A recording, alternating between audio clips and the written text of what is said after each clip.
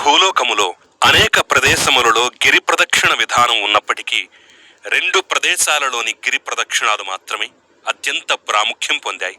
ఒకటి హిమాలయాలలో ఉన్న కైలాసగిరి ప్రదక్షిణము, మరొకటి అరుణాచల గిరి ప్రదక్షిణం.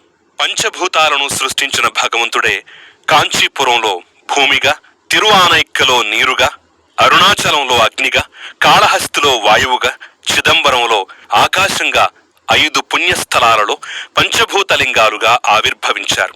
అందులో అరుణాచలం దక్షిణ భారతదేశంలో వెలిసిన పంచలింగ క్షేత్రాల్లో అగ్నిభూతానికి ప్రతీక.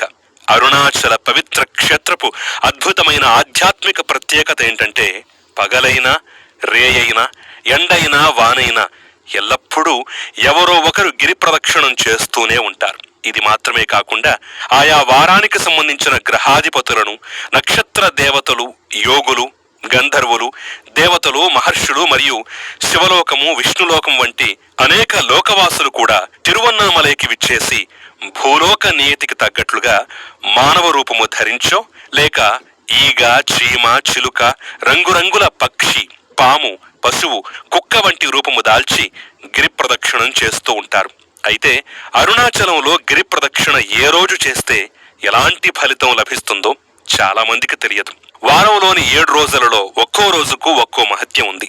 అప్పులు తీరాలన్నా, సంపద పెరగాలన్నా, ఆరోగ్యం మెరుగుపడాలన్నా ఏ రోజుకు ఏ మహత్యం ఉందో తెలుసుకుని ఆ రోజు గిరి ప్రదక్షిణ చేస్తే మీ సమస్యల నుంచి బయటపడే అవకాశం ఉంది.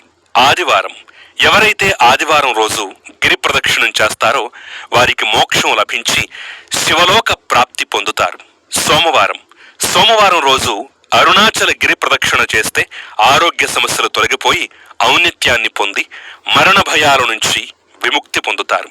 మంగళవారం నాడు ప్రదక్షిణం చేయటం వల్ల అన్ని రకాల రుణాల నుంచి విముక్తి లభిస్తుంది. బుధవారం, అరుణాచల గిరి ప్రదక్షిణ బుధవారం రోజున చేసిన వ్యక్తి సరస్వతి, బృహస్పతి అనుగ్రహం పొంది జ్ఞానవంతులవుతారు. గురువారం నాడు అరుణాచల ప్రదక్షిణం చేస్తే గొప్ప గురువులవుతారు.